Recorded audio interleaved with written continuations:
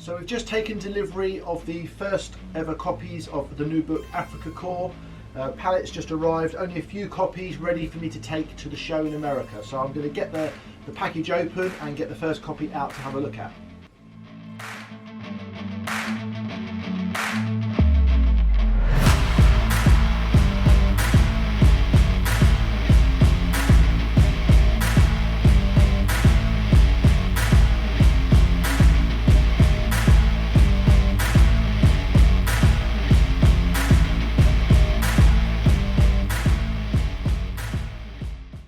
So now that I've opened the packet, got the first book out, had that smell of the new print, it's always a very exciting but also nervous time, because as the author and publisher, the first thing I do is look for mistakes.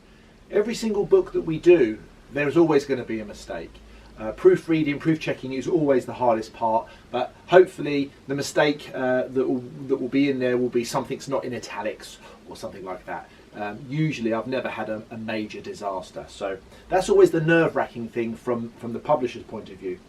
These first few copies, they don't have the text on the front cover in the what we call spot UV. It's like a shiny finish. These covers are fully matte, so in a way these first 25-30 copies that I have will be rarer than the other ones, but they had to be unfinished because I was in a rush to get them to America. So as I said, the text on the cover of these ones that I'm taking to America, they're slightly different, not being laminated shiny text on the front cover.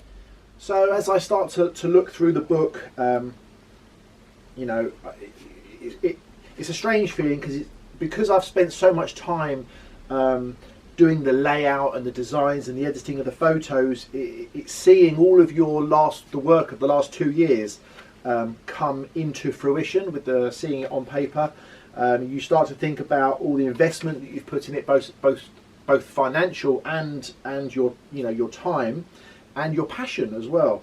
And it's surreal, the fact that I've been in Washington holding some of these items with David, photographing them, seeing items from my own collection in the book. It's a really surreal feeling. It's very different when you are the author and your items are in the book. It's different to just publishing the book written by someone else of someone else's collection. You're much fussier on how it's presented as well. But looking through the book initially, the first few pages, the quality of the photos is good. I noticed straight away that the majority of the distance shots are really crisp quality. You know, when you get into the close-ups, it's always a little bit tricky trying to focus in on the parts of the cap or the item that you're trying to talk about. Usually I notice, and this is me being extremely picky with my own work, I notice that the areas that we focused on, the stitching over the soutaches, things like that, the quality of that section of the photo is precise, whereas as the outer edges it starts to lose quality slightly because I'm zooming in on specific areas that I want to show the reader. I also noticed that the period photographs always leave me feeling slightly deflated because we are not in control of how that photo was taken in 1941. The person that took that photograph in the desert maybe had their camera out of focus. So when you see the period pictures, you have to understand that's not us producing for you a blurry picture, it's how the photo was produced in 1940, 1941. But you know, starting to flick through the book, you know, really it's talking to me. The first pictures I see of a bleached white Africa Core cap with a pink soutache, and it's just jumping out of the page to me. I want to own it, I want to hold it. You know, beautiful rare pieces, and I can't sit here for an hour talking about what I'm looking at because the video will just roll on and roll on.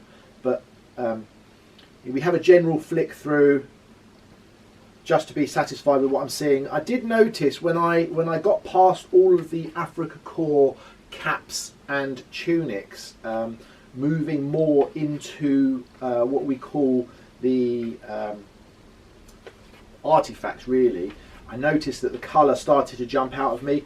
The Knight's crosses, you know, they look incredible. The boots as well, the photographs of the boots were really crisp. There were some nice groupings all related to soldiers with full history, and the colours and the detail in those groups is fantastic. The paperwork groupings, now this was controversial. When I was doing the book with David, I was careful to say to him, be very careful not to put too much paperwork in the book.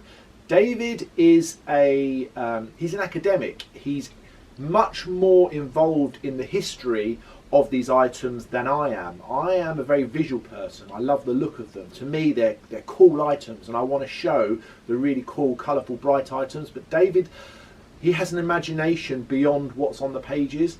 So with his text, he can get across to you the full background of these paperwork groupings. So my advice to the readers of the book is don't bypass the paperwork, because when you read the history of some of these groups and how David got them, it really is evocative. You know, it really talks to you, especially some of these soul book groupings to Knight's Cross winners.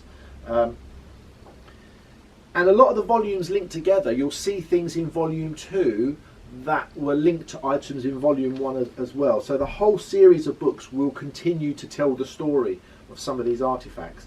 The Luftwaffe items, seeing the blue tunics and blue caps for the first time in the book, that's great, because when I did my my original book on Africa Corps, it was purely Army Africa, whereas this book is tropical, and to see the Luftwaffe items in there, you know, I'm really enjoying it, and the helmets as well, something that I didn't cover in my original book. So looking through it, yeah, I'm very excited. I can't wait to get to America. I'm sure many people will come up to the table, have a look at the books. I don't have an extreme amount of copies to sell at the show, so I will be deciding on what I'm doing about sales at the show in the next few days.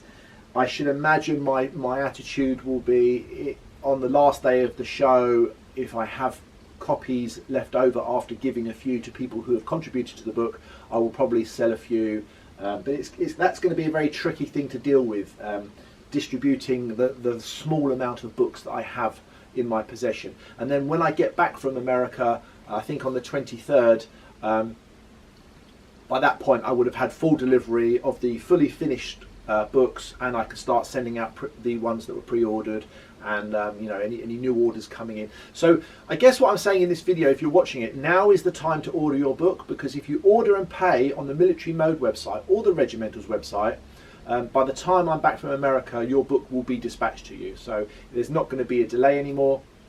Everything's set to go. So beyond the book, we've just finished the Birmingham show at the NEC.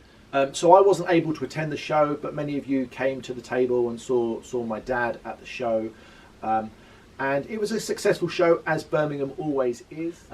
And really, it's on to the next show. It's the MAC show in America. It's this weekend coming.